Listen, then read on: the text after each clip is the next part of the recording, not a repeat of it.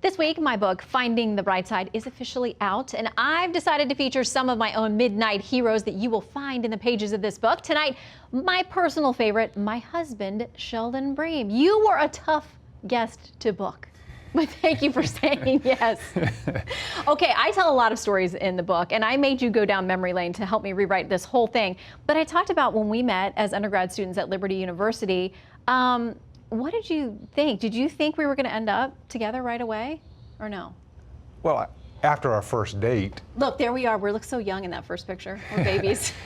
Yeah. After our first date, I mean, I went back and told my roommates I was going to marry you. Did they think you were crazy?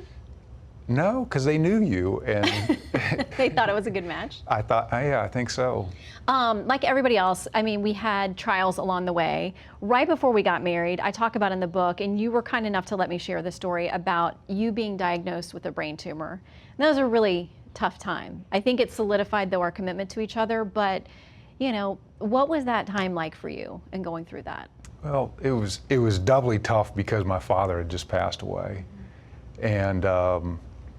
And so it really, I don't know, there's no doubt that it was difficult, but I had such a great support system with you and my mom and my family, and that thankfully I was able to get through it. And the Breams are pretty amazing.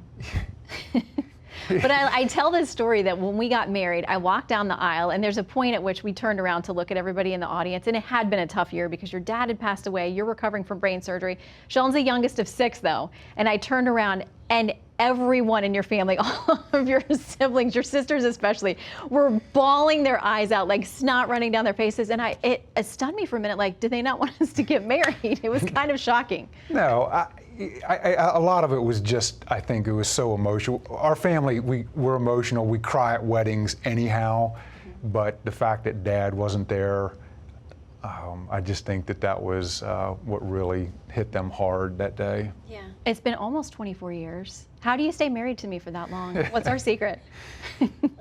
Just fighting nice.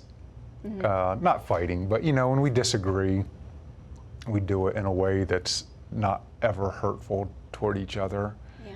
And we try to say that we're on the same team. Yes. And we don't ever want to say anything we can't take back. Exactly. So you put up with a lot, but thanks for doing it, including showing up for this interview. He really is my midnight hero every night. Thanks, love. Love ya.